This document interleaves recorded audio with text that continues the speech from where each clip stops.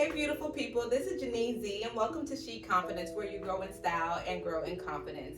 Today, I am interviewing my longtime friend, Mia. She has done my nails for a million years, so if you've ever complimented me, she probably was the one who did it. We're just here to talk about different things that we've been through in our life and just our perspectives as wives, mothers, even children and daughters. Yeah. And just wanted to share how we kind of grew in our confidence and are still growing in those areas. Forever growing. Forever growing. Forever growing. Oh, yeah. So, how was your day for real? How are you doing for real? Oh, you mean not like, oh, it's such a wonderful day, Janine. Yeah, no. Okay. Superlative. That's how my day was. Oh, wow. Okay. But that's typically my day. Touché. Crazy. Yeah. Honestly. So, Yeah. Yeah. It's I had a alright. pretty crazy day today. I woke up in pain and I was just like, oh, it's not the day for this. But life, yes. But we push through because we have to. We have to. Yeah. You gotta keep it positive. How would you describe yourself in terms of just like personality? Like, I know you, so I know how I describe you. Yeah. So my perspective of me is going to be different. Okay. I don't know. I feel like I'm a pretty adaptable person. Yeah. And I'm a patient person. It's interesting because I have family life and then I have friend. Yeah. And it's not that you try to show up differently, but it's to It me requires sometimes difference. it requires different, right? So my family may say, "Oh my God, mommy, she yells a lot," and like I tell them, I said, "Well, I don't go yelling at people. I mean, do they do anything for me to yell at them for? I mean, like what? I mean, It's y'all. It's on you. This is what. So yeah, so I mean, yeah, I'm a caring person. I care about people. Yes, you do. I really care about people. You come through for people. You think? Mm-hmm. I've been one of those people. Yeah. I can be very hard on myself, for sure. Yeah. Mm-hmm. But yeah, I genuinely care about people. And I tend to see like things that people don't see. Yeah, you have a high level of discernment. Right. So like I can walk into a room and spot the people that really, they're not okay. So I'll tend to gravitate towards those people. Right. And talk. But I'm also introverted. I like small groups. The larger the group, the more smaller I become. I'm okay with that. Mm-hmm. I'm a loner as well. Yeah. So my family is important. I feel like I would have said similar things about you. Yeah. From knowing you, but I've known you for quite a while. Yeah. So I think that's what it is. One of the things I always have admired about you is I feel like you've always had a pretty good handle on who you are. And when did you start developing that sense of learning who you are? So from young, I've always felt that I was a little quirky different. I was always a person that would wander and question in my head. Mm-hmm. And I always saw things a little differently. So from young, but as you grow and just having friends, developing friendships, you go through those awkward moments of trying to figure yourself out. I don't know. I just always felt,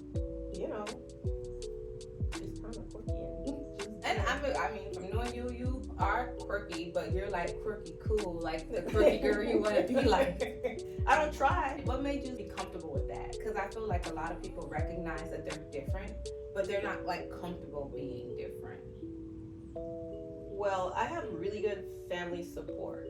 My family, I didn't say perfect family, but right. My family were very close. Right. And we're very embracive of one another, at least I feel. My mom was very embracive of being, you being an individual, and God has blessed you with everything that you have and that you need within you, and to use that. And I've never been a follower. That's true. I've never seen you do that. Everybody could be going this way, and I would be like, well, what's wrong with over here? And but your why? kids are the same way. Yeah, they are. And so you've taught them that somehow. How'd you teach that? Well, their dad is like that too. So they got it in. They got it honestly. Like I what is it? Josie, my third. I would say, usually in every family, there's just always that one special kid. I said, I've been blessed to have 4 of you guys. And she says, well, have you seen you and Dad? And I said, okay. So there we go. Yeah. But I mean, I like that. I feel like our kids are kind of similar. Like, they're very comfortable with themselves. They are. And I just think that's not seen often in adults and children. And so I'm like, there's something different that we're doing. And maybe it's just like having the example of walking in it yourself, or like your mom and dad were walking in that comfort level themselves, that just made it okay. I mean, culturally too, it's different, because I'm not from here. I'm from St. Thomas, Mm-hmm. you know, and I think a different cultural upbringing too helps with that. What's the differences in culture to you? Well, I never really experienced any type of like racism or anything back home. Gotcha. So it wasn't until I moved here, which was in middle school. So back home, you kind of hung out with people that you clicked with, like personality-wise. Right. And that's what you did, and you just had an array of, you know, Indians, Arabs, blacks, just local people. Right. Here, you were placed in a category. When I moved here, you had to choose. It's like you had your black friends, your white friends, so the racial diversity, it was very Yeah. it was hard. I can relate to that because I'm from Miami, and I felt like I grew up in a diverse environment, and then when I moved here, I was like, where are the other cultures? Yeah. Where are the other people? Yeah. And then people started saying stuff like, you speak proper. Yes, I used to get that. Stuff like that. And I'm like, that's not really what this is. That's just like, we're educated and you speak like you have an education. And the diversity of like living with different people makes you have different ways of expressing yourself. Yes. So yeah. So Definitely. you've been doing my nails for years, but what kind of led you into doing nails in the first place? So it was my hobby. Oh, okay. It was my hobby in high school, and this was back in the 80s. My nails were super long. This one used to curl like that, so it was my hobby. Oh yeah, I And remember spent that. time. Remember that? I used to spend my time in my room doing my nails, and I remember the first time I had them done. It was in Atlanta, and I didn't realize that you had to upkeep the acrylic. Mm-hmm. So I said, oh, okay, well, I can't do that. I didn't have a job. I just had an overlay done on my nails. And I'm like, I like this. So I went to the local beauty store, and I would just get the acrylic. I learned about it, and I would just sit at home, and I would fill my own nails. And then Cool. I met a friend in high school, so she was into the same thing. So we had each other, like this common thing. And then after high school, as soon as I graduated, I went straight into nail technology. Okay. And honestly, I have to tell everybody this. You are the best. No. You literally are the best. And from going with you and then comparing it to other people, I'm like, there's an extra passion there that you have. This is not just a job for you. No, it's not. Yeah. It's not, because, you know, a lot of times it is definitely more than a job. It's a whole lot of listening that goes on the other side of the table. Right. I mean, I care about my work. I care about the integrity and the quality. That's why, I mean, I book the way that I book. You know, as you know, you're not going to run into anybody. Mm-hmm. It's your time is your time, and I don't put, okay, this is a 1 hour, 2 hour block. It's however long it takes, and do you have the time? I'm not for everybody, and Right. it's okay. Right. We're not all going to be for everybody. You've always said that. Right, and it's okay. Something to be upset about, but we don't often take the Rudely time. interrupting my video, the siren. Oh. Something important. It is. Somebody's life. Yes. But yeah, people, we don't really take the time to sit. The world is so fast paced, and just sitting. We're just going here, and you know, just sitting and just for a moment, and to have somebody else care for you. That's important, because I don't think we realize how much we're doing for other people too. Yeah. And to just sometimes talk, and I listen. There are moments where I just listen. Yeah. And I know from me coming to you, like, I feel seen and I feel heard. And I know that we're friends, but I'm pretty sure that's like everyone's experience. Like, you focusing on making sure that they're cared for. Yeah, I was gonna say that too. What you said about seeing and heard. People just need to be heard sometimes. Yeah. Yeah, and it's a safe space. Well, for those people who don't know, how long have you been married? Let's see. This year will be 30 years. I'm bad with numbers. And you look 30 years old. So yes to that. I love the melanin. Well, let's see. I got married at 20. So pretty young. Yeah. Yeah. How did you guys meet? So we met, gosh, I think it was in elementary school or middle. Oh my gosh, school, I didn't realize middle. that. So we knew of each other. Yeah. That's years and years, like your life. Yes. Wow. Yes. I had no idea. Yep. From the minute I saw him, I was like, oh, I have a son. Really? Oh, how cute! And then, I went off, lived my life, he lived his life. Yep. I think one summer we got together and all we did was we just ate lunch. I asked him to this very day, I said, all we ever did was he would come and he would meet me for lunch because he was working next door at on his family's boat business. Mm-hmm. And I was working in the restaurant. Mm-hmm. And when he came in, it was like, you work here? Yeah. Aww. So we ate lunch every day he worked together. Oh, how cute. We never went like on a date or anything. We just did lunch and talked on the phone. So you actually had a chance to build a friendship. Kinda. It was just for a summer. And Yeah. Maybe 10th grade year, maybe something, I don't know. But yeah. So how did that work? Because you moved to America when? Oh gosh. It had to be sometime in the 80s. Okay. I graduated in 90. So it was after you graduated. That we met up. No, this was No, this y'all was met a summer. before. Yeah, we met before, but then this was a summer Uh-huh. that I think I must have came home, worked, Okay. and then came back, and then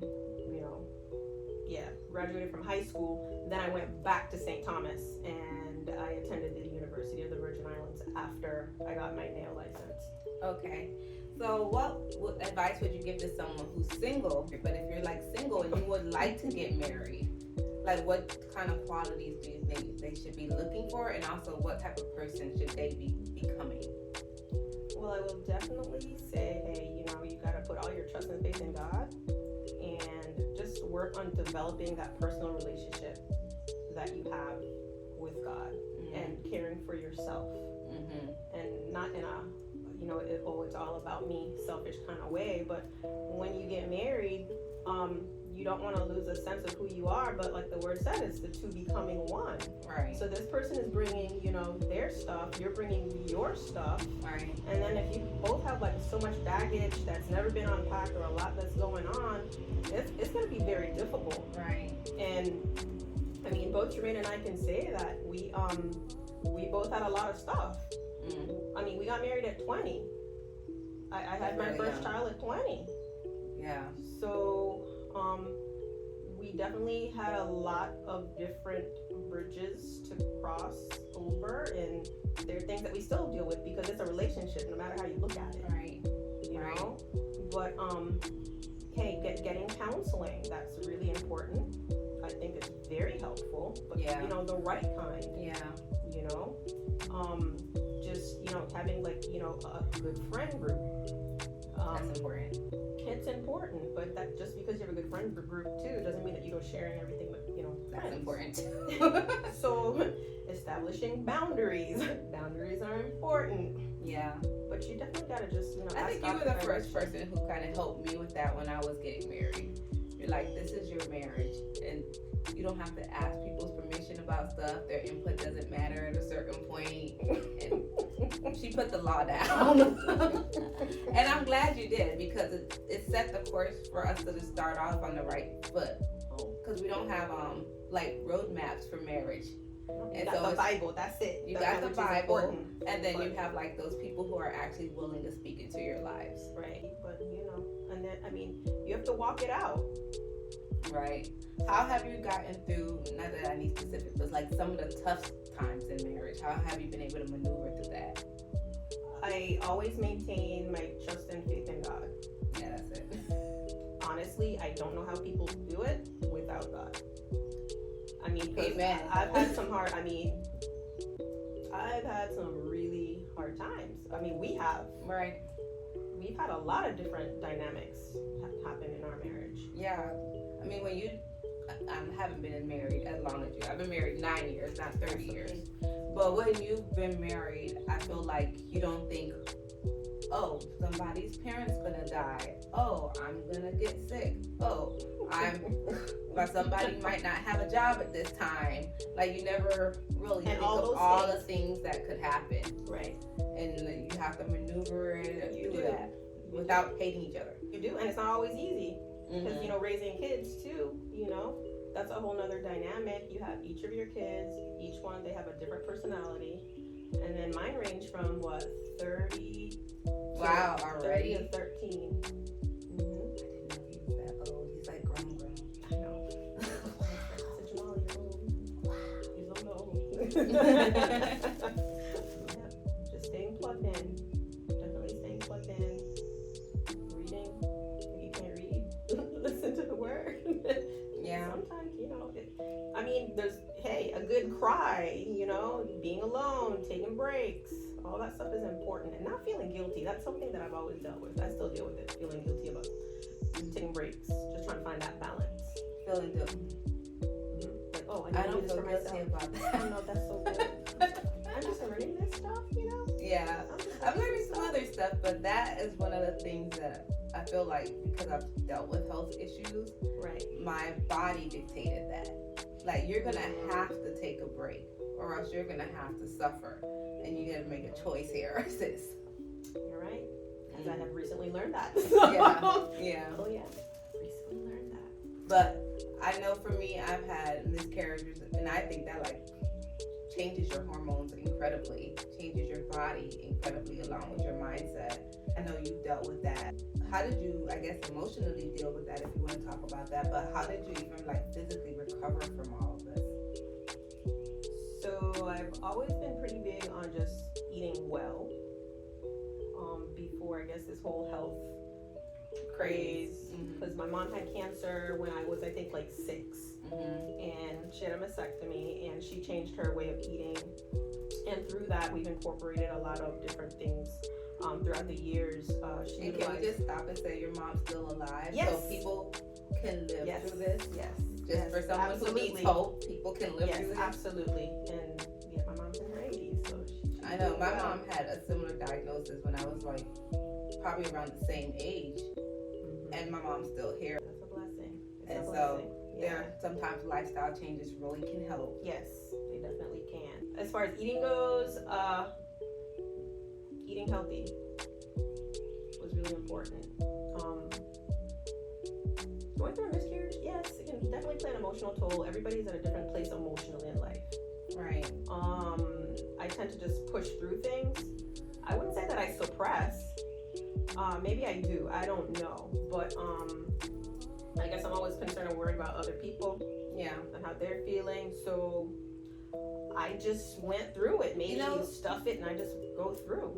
Someone asked me, I was recently on a podcast, and I'll ask you the same thing. They asked me, after your miscarriages, for some families, some relationships, miscarriages break up the relationship. Absolutely. And they asked me, well, how did you guys get through yours? How did y'all communicate through yours? So I'll ask you that question. Jermaine is really good about, taking care of me. He cooks. We take care of each other. Yeah. But I also know that I'm a communicator. I will outwardly talk. He is not. So it's just reading his silence. Yeah. Not that it's an easy thing or a fun thing to do, but the way that he deals and mourns with things is very different than me. I need to talk about it. Right. So it's just recognizing it's not that he didn't care, but he did it his way. He did it his way. Yeah, and that's something that I had to learn, especially with the first miscarriage. Right. Because it's you're not as emotional about this as I am. Do you even care? Yes. And they care, but it was just learning what that care looks like. Right. Because, hey, I'm good for throwing words. I will say, and so learning not to always say how I'm feeling, as well. But I have, again, a supportive family. My family is supportive. Not that you share everything, but I am surrounded by friends and family. Although my friend circle is small. Recently, you've had some challenges in your health. How did you deal with that? If you could go into further, like, if you want. Oh, yeah, that's interesting. Yeah, so up until like I turned 50, I'm like, I've never had an issue with my health. Which is a blessing. Yeah, well, let's see. After so many things happened during COVID, and then Yeah, that's when you started. that's when I started not feeling well, and I suspected that I was going through perimenopause prior to COVID, but life was fine. I was good. You know, I kept it with my eating, my annual visits. I would exercise, and then different things happened. Then COVID happened, and after COVID happened, it was like, whoa. Wow. If you named a symptom, I have had it. Wow. Everything from things crawling on my skin that wasn't there, to whole body aches, heart palpitations, heart rate spikes up to like 200. That's wild. My big toe hurting me. Wow. Listen, I know. Weird pressure and sensation on the left side of my head, and those are just little things. Just And they're not that little. No, they're not. And then just trying to figure out, okay, well, what's going on? What's going on with me? Because let's see, it's going on a year and a half, and I really just started to feel better. That's a long time. Like last month. Yeah, Oh, wow. In the last year and a half, I've gone to the emergency room and had the paramedics come one time, like 9 times. Oh wow. Right. I knew you've been through something, but not that often. Right. That's a lot. Yeah. So, first time I experienced panic attacks, anxiety, never knew what any of that stuff was about. So Not fun. I started seeing my chiropractor, who's a functional medicine doctor as well. I started going for acupuncture, and I have another functional medicine doctor. So I just took a natural and holistic approach to treating myself. Multiple blood tests. Again, it was around COVID. Had COVID. COVID is new. Nobody knew anything about COVID. So we came up with, which I self-diagnosed myself, and I got confirmation from my acupuncturist and my functional medicine chiropractor. Long COVID, a hormonal imbalance, and adrenal fatigue. Yeah. So some people doctors recognize adrenal fatigue, but it's real. My adrenals, for years of just stress and so much stuff, everything caught up. It will. It will. So it's been a journey. Yeah. It's been a journey. Yeah. I know recently I had to come off gluten, come off soy, come off dairy. So we're probably doing a really similar diet right now. Yeah. My acupuncturist, she's great. She would, when she would work on me, she would say, "Oh, you're not taking care of yourself. You're taking care of everybody." That's where the problem is. And like you said you felt guilty with it, but like learning how to let things go, learning how to let things be. Because I think we're very similar in personality. We've always been pretty organized. Very organized. With running family and running our lives and running our businesses. Like, we can do it. But with a price. Oh, yeah. And now learning how to still do it, but do it in a more, not balanced way, but in a way that's just more healthy. In a healthier way. Yeah. Doing in a healthier way is important. Oh, yeah. All that went out the window because, I was super organized. I still am. This is the most disorganized I've ever been in my entire life. Yeah, and we're in her shop and it's still organized. You didn't go up to see the rest of the house. Hey. That part. Hey. It gets real. When we go there, it gets real. We keep it cute for the people. I'd be like, what happened to the kitchen? Nobody washed the dishes? They wash every day. My house is foodies. So they're cooking. Also, you're cooking all your meals, basically. Yeah, we cook all the meals. My kids don't even like to go out to eat. Yeah. They're not. Yeah, once they learn more, they want less of everything else. Definitely. So yeah, we do a lot of stuff home stuff. And even that's a balancing act, because that means you're now balancing your business, but you're actually like, if you're cooking, you're like in the weeds in the house too. Yeah, we share that though. You and your husband. Yeah, Jermaine and I share, and the kids too. The kids cook. Okay. They cook as well, so they will cook their meals if nothing is fixed for them. But there's stuff there. Oh no, they cook. My kids can cook, but I like cooking for them. Yeah, yeah. We'll cook. We cook. Because since they're homeschooled, they're here. So when they want their lunch, there's always something there for them to fix. And they'll make some nice stir fries and vegetables. Oh no, Milo goes in. Milo and Josie, they go in. Yeah, the other two they cook too, but they're not here anymore. But yeah, they know how to cook. They're not gonna skimp and on it at all. They're gonna be okay. They're gonna be okay.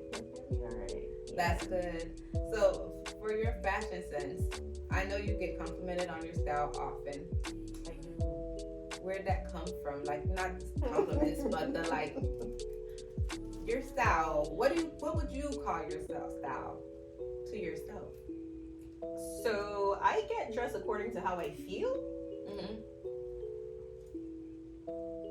So I just look at what I have and I go, okay, well, I'm feeling like this today.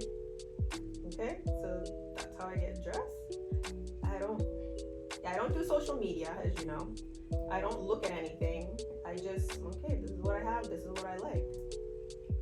Yeah. And that's how I dress. I've always dressed like that, pretty much. Yeah, and you're simple. I feel like I'm But simple. you're not. Okay, maybe a little extra. You're like an extra simple. I'm an extra simple. How you go? I am extra simple. Yeah, the way you go about things is like, all you do is this, but then it comes out like this, like, I guess so, yeah. Listen, I'm just a t-shirt and jeans person, you know that. I'm just a t-shirt. Come on. Y'all, No. your t-shirt and jeans is not like everybody else's t-shirt and jeans look. I'm just, Hey, what's my latest?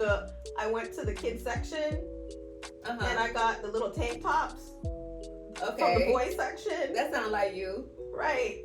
And it's summertime, so in my head, every day is summer and beach. So I'm like, this is great. And my little tore up jeans that I had for years. I told the kids, let me know when I can't wear these anymore.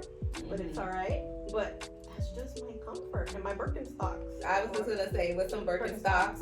Now that is a staple of yours. And that's been a staple for years. Yeah, that's been you for years. Years. It was reefs and then, rainbows.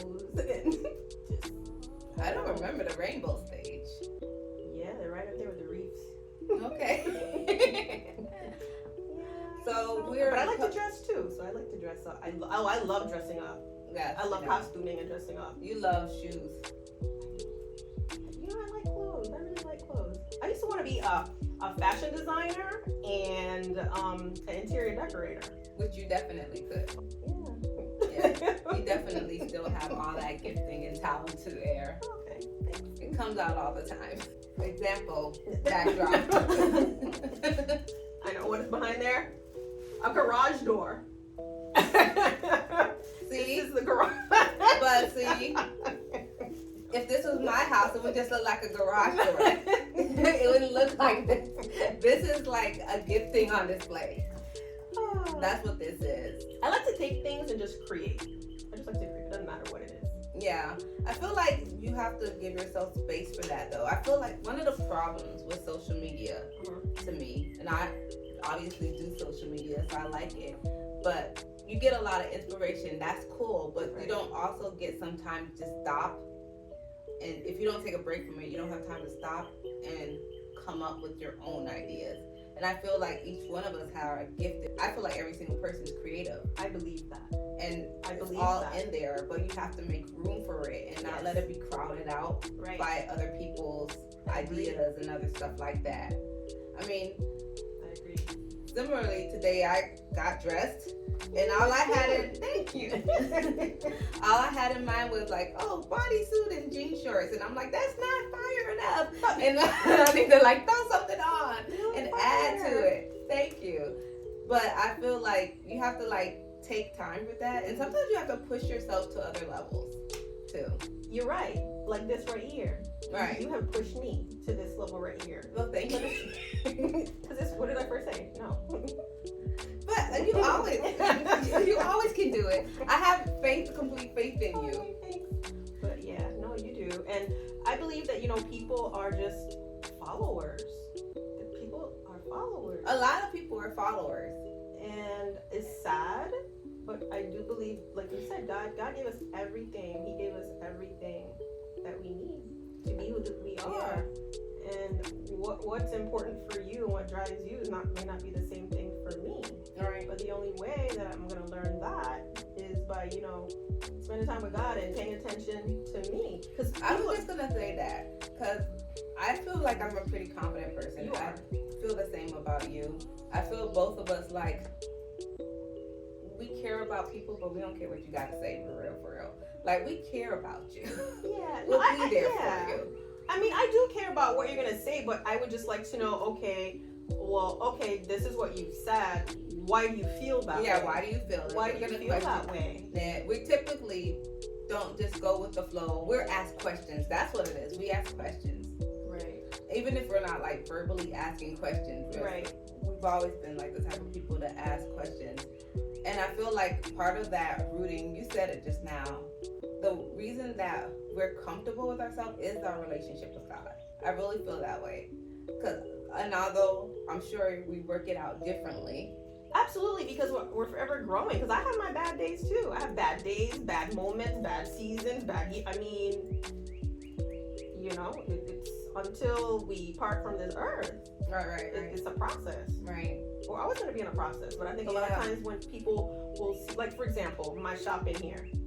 When people come to this shop, they just see, oh my God, this is so beautiful. I want something like this. You have no idea what it took to get here.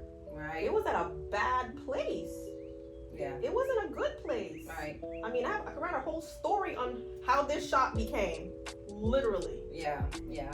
And then something that we have to do that you've done is you've taken time and responsibility to make it what you want. Because a lot of times I feel like we just start doing something and then, oh, that's it. But you actually take time often, not only just like in the beginning, but you're often like thinking about ways to update and recreate and elevate. Every day. Yeah. Every day. I mean, from something as simple as, okay, you need to wipe off the light switch plate to, just, hey, continuing education. Right. Yeah, I may know this, but I don't know everything. No. And things are new. Right. Just because it's new doesn't mean that it's better either. No. And just because you're taught this way doesn't even mean that it's correct. Like, I read a lot of stuff online, and I'm sure you do too, and I'm like, wow, this is a really nice web page and everything is pretty, but I'm like, this is wrong information. Same. I'm like, this is wrong information. Same. So... And even that, because you recognize it's wrong information, but then there's other people who don't even trust their own judgment, and they're swayed by other information. Often. And so I think there's something to be said about, like, trusting yourself, learning how to trust who you are and trust your opinion. And honestly, trusting, what is that, the voice of the Holy Spirit? The voice of God, right. Yeah. Right, because, like, when you asked, in the beginning about, how did I get here, doing, really didn't set out to do this at all. Same. I really didn't. And, like, on my card, it says, more than just nails. I got that from a client. Yeah. It wasn't even, let me, do this or do that. Yeah. I didn't brand a name. I didn't do any certain things. It was pretty intentional. Because I think you're branded that way. That's true. It's just my name. That's true. It's just my name. That's true. And I said, all right, God, well, even down to like a logo, I was like, I'm not sure. I was like, all right, God. I was like a butterfly, but why are butterflies so basic? I was like, that's what you think butterflies are? Well, like the metamorphosis? Well, that's what it was. Yeah. It was like a metamorphosis, a transition, and I didn't mean basic in a way of it's basic. I love butterflies. I really do, but I was like, gosh, so many people like have a butterfly though. And I was like, okay, well, interesting. Yeah, so it's a metamorphosis, and I feel like when I do sit with people, I listen to so many people and they're going through transitions. Right. And it's like a daily transition. And We're you're really constantly good at transitioning. guiding people through that transition without like necessarily infringing your opinion. You don't do that, but you ask the questions. Yeah. You ask the questions that need to be asked. Yeah, because when we're asked questions, we're forced to think about it. Because we've stopped. There's not all this noise. Right. And that's the thing, taking the time to sit still, because you know, you're not moving too much. And so it's like, okay, I have to sit with this and come up with an answer. Yes. Yeah. And then you can hear the birds outside, the garden. It just helps to feed the whole energy. I love it. Okay. You're so hippie. I love it. Hey, this garden is healing. It is healing. Just bring some of the healing in. It is. I mean, you can't see our view, but the view is healing. It is. Well, that's basically it. If there was one thing you would want, like, could lead people to say, okay, this is the one thing you should do to build your confidence, and it could be, let's say two, one kind of spiritual and one that's just practical. What would you say? Definitely put God first. Put Him first in everything that you do. And what does that mean? For me, it means starting my day reading, and do I always get it correct? I don't always, sometimes I miss, but a constant conversation with Him. Even, while you're cooking or you're just walking to the car, it doesn't matter. Yeah. Just having a constant conversation, to me, that's a relationship. Yeah. And I think a lot of times we do know. We know, and but we're scared. A lot of what I do it scared. Yeah, we do it scared. I'm not gonna lie. People think I'm really confident. A lot of times I'm like, I have no idea. I'm like, all right, God, you know. Yeah, I call it Godfidence. God, like, it looks like confidence, right? And I'm not being fake or phony. Yeah, no. Because like, if I You're were, just like stepping out. yeah, That's I'm it. like, I have no idea. I'm like, you let me know. I mean, even this is a step out. Of course. Because I felt like I should have done this years ago. And then I think last month I was like, this could be the last month that I should have done this. I'm going to be obedient. Also, you know how it is when you feel like almost more pressure from the Holy Spirit. And then I'm like, okay. And then we step out. And even when I was coming in here, I was like, okay, God, I don't feel totally prepared. And I felt like He said, oh, you are. I dropped everything in you already. Right. And I was like, that's the same with you when you were worried. I'm like, But you always seem prepared, Janine. Like, you always seem prepared. I'm not always prepared. I feel like what it is, and I think this is for both of us, we don't always have to be prepared. We have to walk in our gifts and stay in our lanes. Yeah. And you can do the things for your lane. It's, step me outside of my lane, it's not going to be the same. Yeah, but I would also say taking care of yourself.